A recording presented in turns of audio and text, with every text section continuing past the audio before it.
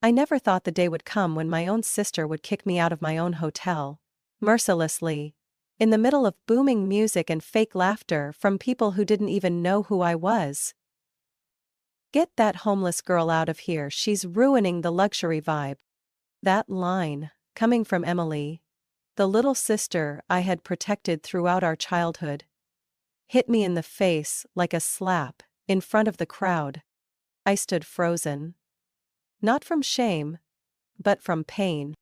And what hurt even more was realizing everyone in my family knew about this beforehand, and no one stopped it. It was a September evening in Austin, Texas. The Red Cypress Hotel, the place I had poured 10 years of my youth into building from scratch, now turned into a stage for a pretentious birthday party.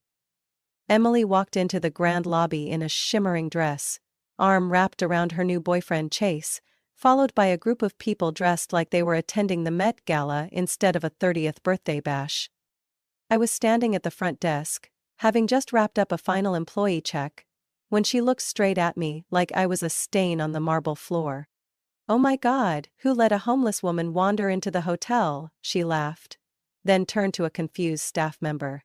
"You, please handle this situation for me. This is a private party. No one is allowed to ruin the vibe." I didn't bother to respond. I just looked at her, into those eyes that showed no recognition, no guilt at all. "James." My event manager saw what was happening from a distance and rushed over, his face going pale as he realized I was being insulted by my own client. "I'm so sorry, Miss Hannah, I didn't know when they got in. Do you want me to cancel the event right now?" I just shook my head. "No, let them continue." I needed to know how many more people in this mess knew and stayed silent. The answer came faster than I expected. In the lavishly decorated banquet room, with white orchids and golden ribbons, I saw my parents, my mother wearing the dress I gave her last year for their anniversary, and my father, holding a glass of wine, chatting with Chase's family. They weren't even embarrassed to see me. They simply nodded like I was hotel staff. No one asked why I was standing quietly in the corner. No one apologized for what happened in the lobby. Emily stood in the center of the room, raising her champagne glass high. "Thank you everyone for coming, and especially thank you to my big sister, Hannah, who secretly sponsored the entire event tonight."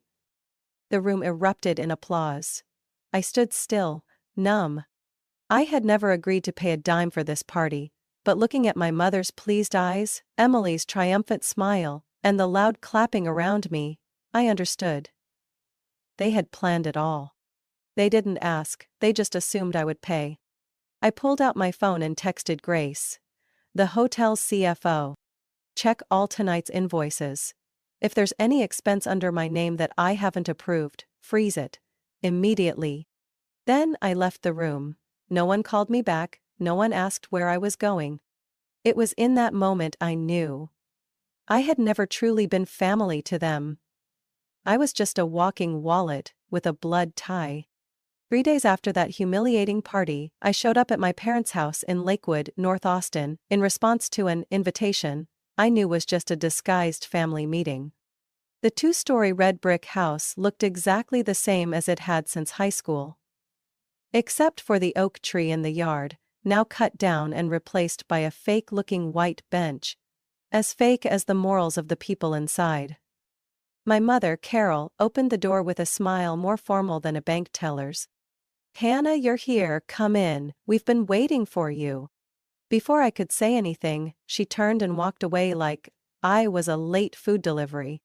The dining table was set carefully, with the porcelain dishes my mother only brought out for Christmas, or when something serious was going on. I sat across from my father, Charles, who was tearing a piece of bread like it might save him from the conversation ahead. Emily sat slightly turned, one leg crossed, wearing a fitted emerald dress that showed off the figure she always bragged about like it was her life's greatest achievement. "You know," Emily began, raising her red wine glass to eye level, "I think this 30th birthday should be something on the scale of a reality TV show." I didn't respond. I just looked her in the eye, waiting for the performance to begin. I've talked to some people in the event planning scene, There's a rooftop space at the Villa Blue Hotel. Straight view of the Pennybacker Bridge. We could have a suspended champagne bar, live music stage, even a floral fountain. Emily paused for effect, then shrugged like it was nothing. I looked over at my mother. She said nothing. I turned to my father.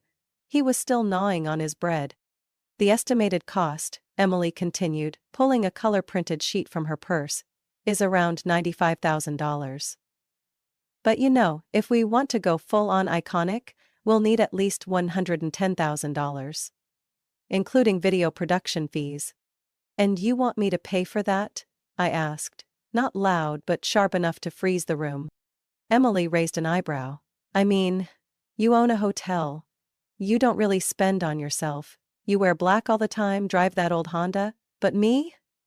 I'm a content creator. I need to invest in my image. This is a career opportunity. I let out a dry laugh. Oh, I thought it was a birthday.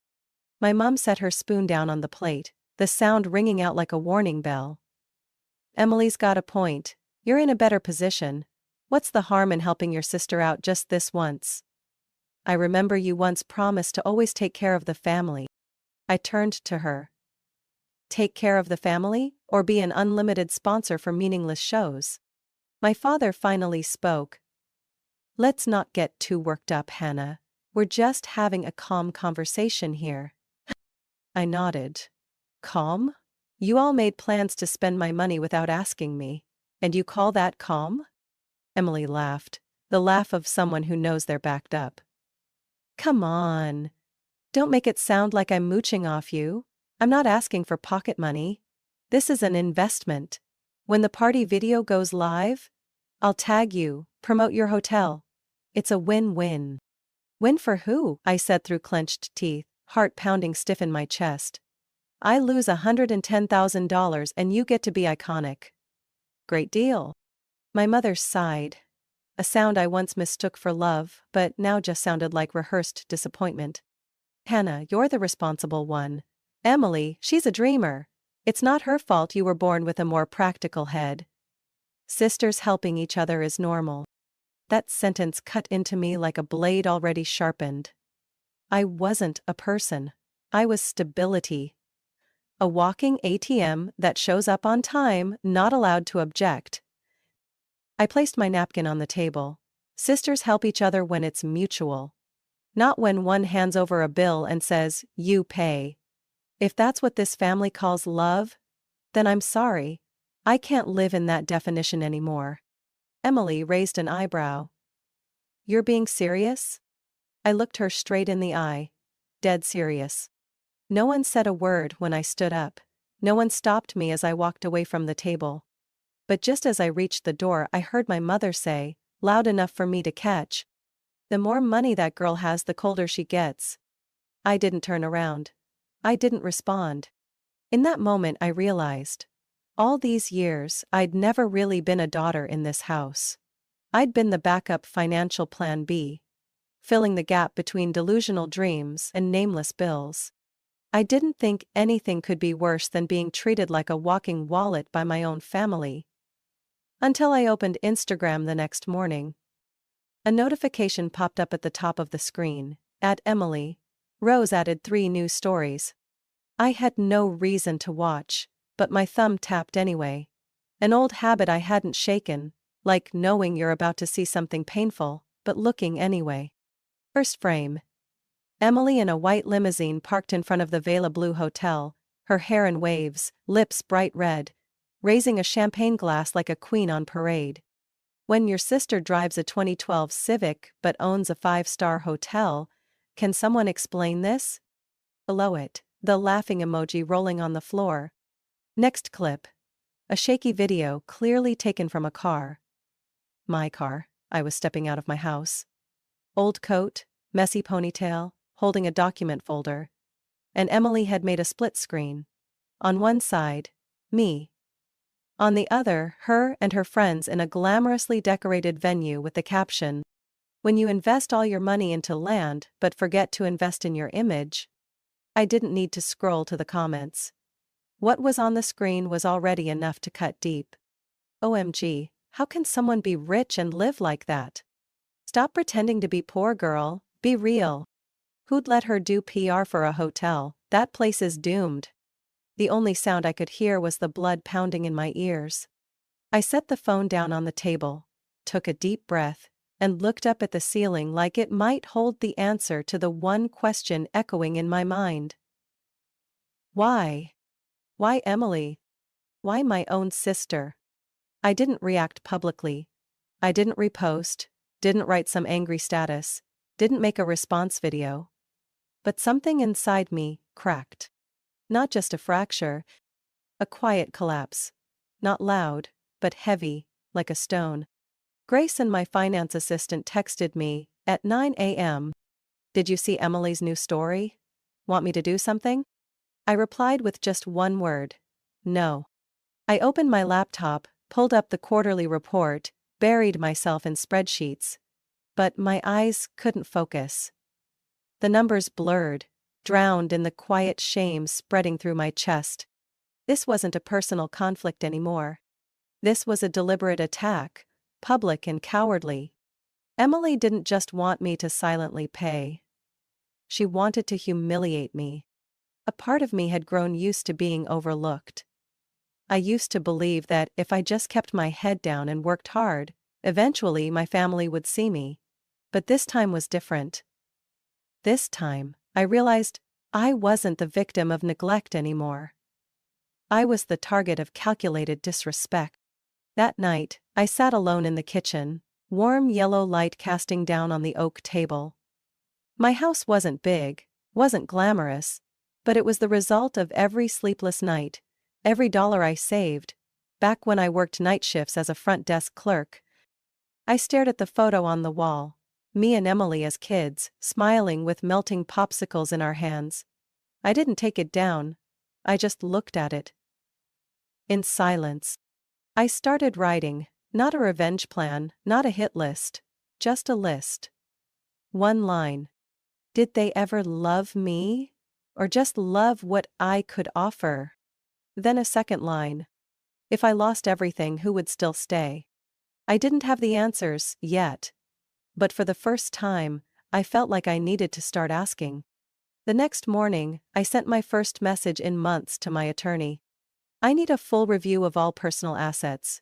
Make sure no one has signing authority on my behalf. Urgent. This wasn't emotion anymore. This was preparation. I used to think family was sacred, but now I understand. Some relationships, if left unchecked, will consume you in silence. And I won't let that happen again. I was in a meeting with the operations team on the third floor of the Red Cypress Hotel, when Grace, my assistant, gently knocked and peeked in. Hannah, you have a visitor. I glanced at the clock. 3:14 p.m. I hadn't scheduled anything. Who is it? Mrs. Carroll, Grace whispered. She won't wait in the lobby. My throat instantly went dry. Send her in, I said, my tone sharp like an order. Firmer than necessary, but I knew Grace understood. She nodded and disappeared behind the door. Less than a minute later, my mother walked into the meeting room like it was her living room. Long beige coat, oversized Coach purse looped over her arm, and a perfectly made-up face that couldn't hide the calculation behind it. Your girl Grace is very polite, she said, placing her bag on the chair across from me, then pulling out a small plastic container. I brought your favorite banana bread. Still the same recipe, with a touch of cinnamon, good for digestion. I didn't touch the container. I didn't smile. What brings you here, Mom? I asked plainly. She pulled a cream envelope from her purse and placed it on the table between us like a summons. Emily's documents, she said lightly. I thought you should look over them. I opened the envelope. Inside were 3 color-printed A4 pages, stamped by an event planning company called Valeria Events. At the top, in a flowy font, it read, Emily's 30th birthday celebration. Halfway down the second page, one line stood out in bold, highlighted in pink marker. Primary sponsor, Hannah Blake, $112,500, confirmed. I looked up. Confirmed? Who exactly confirmed this? Carol didn't flinch. Emily can't afford that event, you know that. Your father and I, we're on retirement income now. You're the only one who can help. Help? I repeated, my voice catching. You're calling? Forcing me to pay over $100,000 so my sister can show off online, helping? Don't be dramatic, Hannah, she said, smoothing the edge of her coat. No one's forcing anything, we just believed you understood your responsibility. Responsibility? I pushed the papers aside, no longer hiding my fury. Why is it always me? Emily has hands, a brain, thousands of followers. Why can't she take care of it herself? My mother sighed, the way you do when a child is being difficult. You're the successful one, Hannah. The stable one. The eldest. Just this once let Emily have her moment. You've always been backstage, supporting everyone. What's so different now? I stood up, unable to stay cornered any longer. What's different? No one asked if I agreed. No one asked how I felt. You all just made plans and sent me the bill. Don't you think that's unfair? It's not unfair, she replied, still seated, voice calm to the point of insult. It's necessary. Because you're reliable. People count on you, Hannah. You should be proud of that. I looked at her like she was speaking a foreign language. Not angry. Not bitter. Just a strange feeling from someone realizing I was never truly loved. Just used. I picked up the banana bread, opened the fridge behind me and shoved it into the freezer. What are you doing? She asked, startled. The freezer, I said quietly, where things that numb feelings belong. Then I turned back, looked her in the eyes. I'm not signing anything. I'm not paying a dime. No plans will be executed without my approval. She stood up, eyes flashing in disbelief. You've become so hard, Hannah. I nodded. Thank you for noticing. You can give Valaria Events my lawyer's contact if they need to talk. Otherwise, don't come here with more plans. I'm not a heartbeat-pounded wallet. She stared at me for a few seconds, then turned and walked out. No goodbye, no words. Just a trail of heavy perfume, and a birthday budget I never agreed to. I stood in the quiet room, sunlight slanting through the window, casting light on the colorful documents on the table. I didn't tear them.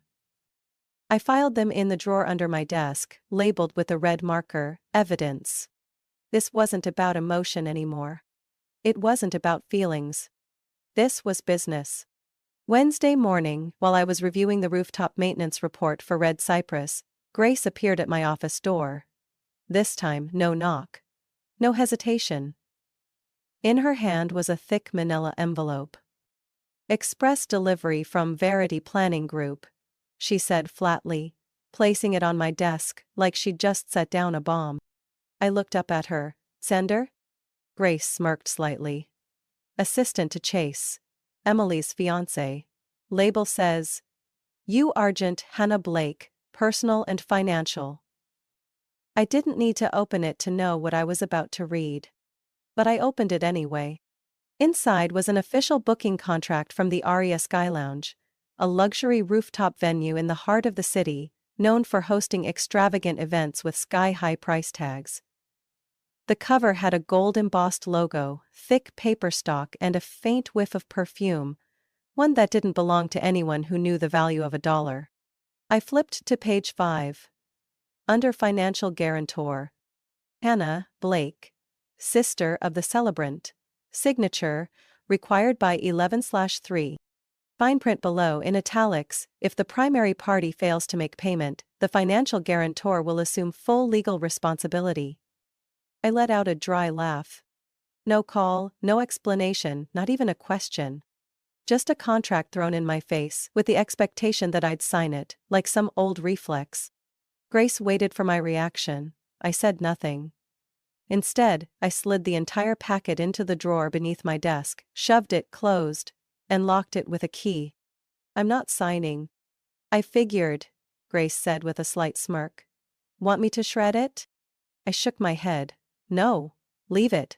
Label it financial abuse, step 1. I opened my laptop and created a new folder. Emily, legal evidence. Inside, I added subfolders. Unauthorized emails and contracts. Defamatory and personal attack stories. Staff witness statements, event-related. I fed the contract through the scanner beside my desk, placing each page with the precision of logging a criminal case. My hands were steady. I didn't blink. I wasn't the daughter crying in her room anymore after being called ungrateful. I wasn't the older sister gritting her teeth and paying up because the family was struggling. I was the CEO of a nearly $8 million business, and for the first time in my life, I was handling family like I'd handle a high-risk partner. That afternoon, I sent a short email to the hotel's legal team. Subject: Deny all unverified personal submissions. Message: We do not accept any contracts, agreements, or financial proposals submitted by third parties on behalf of Hannah Blake, unless expressly confirmed in writing with verified documentation by Hannah Blake. All other requests are to be denied and forwarded directly to legal. Hannah B. I didn't email Emily, no text, no call. I let her wonder what I was doing. Silence, if long enough, becomes a wall. And I was building one she couldn't climb. With demands? Or with crocodile tears? 3 days later, I got a message from Mom. Emily's sad you haven't responded. She just wanted to make a beautiful memory. I didn't reply. I just filed the message in the evidence folder. That evening, as I locked up my office, I stood before the mirror in the Red Cypress Lounge. I looked at myself. Eyes tired from lack of sleep, shirt slightly wrinkled at the shoulder, a chipped nail. But the eyes in the mirror weren't confused anymore. They were sharp as knives and calm as a lake before a storm.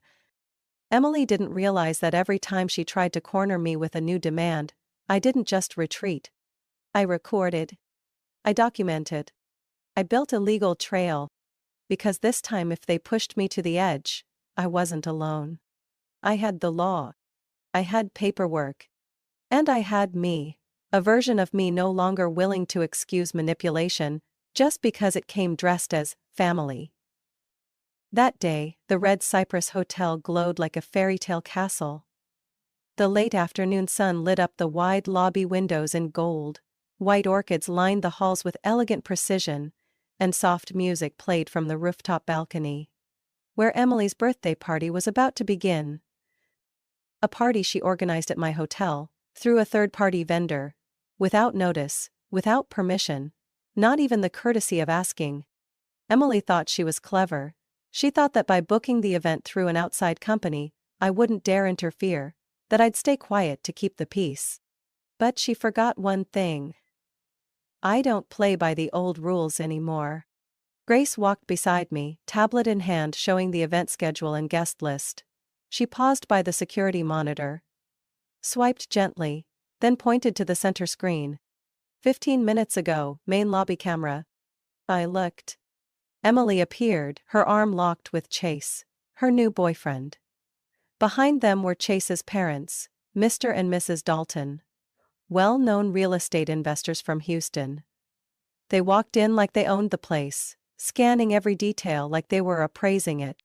Emily led them through the lobby like a self-permitted tour guide, her hand waving at the crystal chandeliers and the marble spiral staircase. I didn't need audio to know what she was saying. The chandeliers from Italy took 8 months to ship. My family's in interior design. I adjusted the sleeve of my navy blazer, took a deep breath, and began descending the main staircase. Each click of my heels on the marble echoed through the lobby like a silent declaration. Heads turned. And Emily? She froze mid-sentence, her eyes wide, part shock, part panic. I stopped halfway down the stairs, a faint smile playing on my lips. Welcome to Red Cypress, I said clearly, my voice low but firm. I'm Hannah Blake, founder and CEO of this hotel. The room froze for a few seconds. Mrs. Dalton, platinum hair in a neat bun, eyes sharp as blades, narrowed her gaze at me. You're the owner of this place? I stepped down 2 more stairs, the lights catching my collar, reflecting the calm I had spent years building. Yes, from the very first foundation to every chandelier she just mistakenly said was imported from Italy.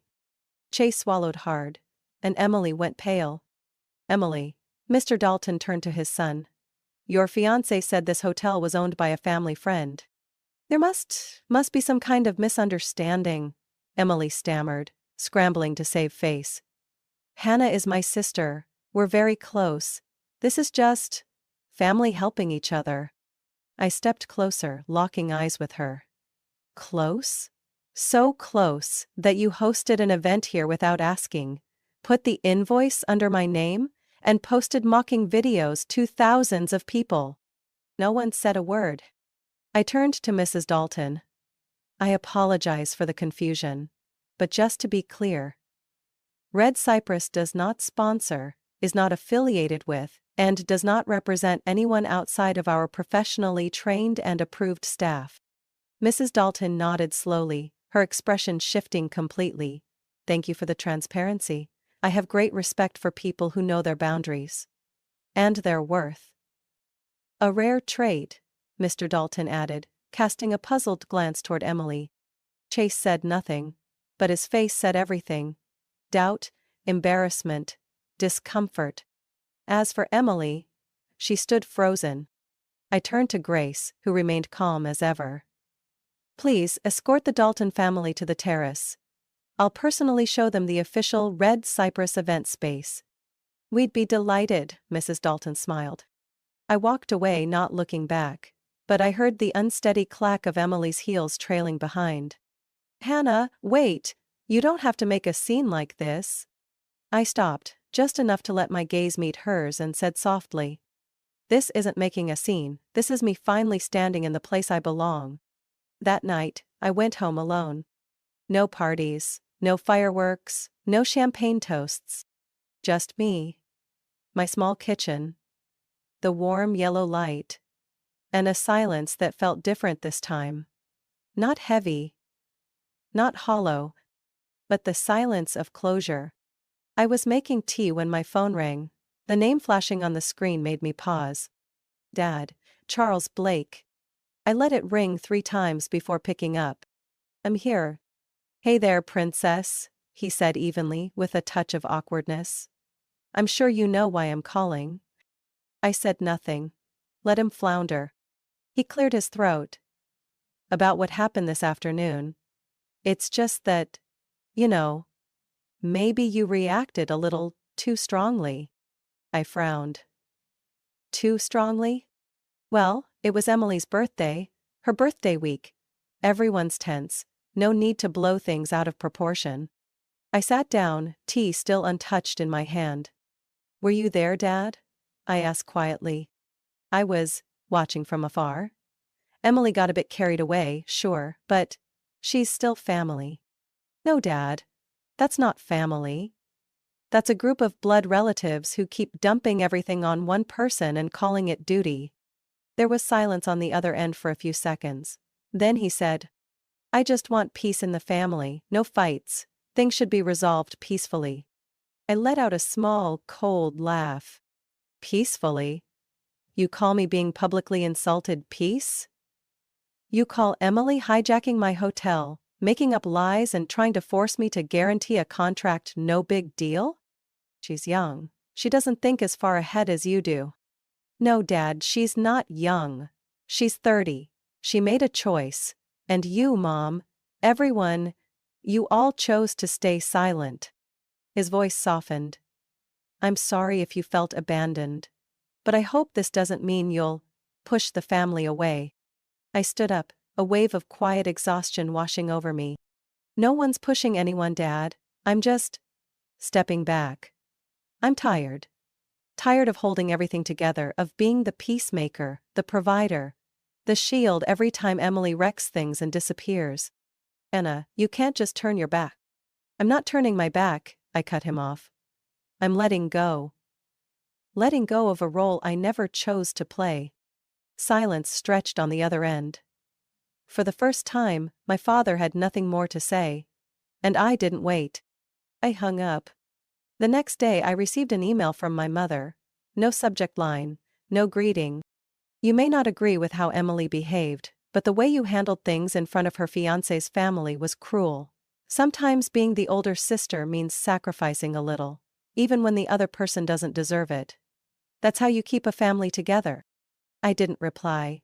I filed the email into the folder labeled Emotional Manipulation. Phase 2. That evening I drove past the old childhood house at the end of Magnolia Street. I didn't plan to stop, just slowed down a little. The lights were still on, the scent of freshly cut grass still lingered, the wind still rustled the trees out front. But for the first time I felt nothing. No memories, no ache, no urge to go back. I used to believe that if I worked hard enough, gave enough, succeeded enough, they would see me, they would appreciate me, they would love me. But now I understood. Some families don't need you to be happy. They just need you to be useful. I wasn't useful anymore. And that set me free. 2 weeks after the Emily earthquake, my life moved quietly, but not sadly. No more demanding texts, no more late-night calls pretending to check in. No one showing up, expecting me to clean up the messes wrapped in the word family. And I could breathe. For the first time in years, I could actually breathe. On Tuesday morning, I was in my fifth-floor office, coffee in hand,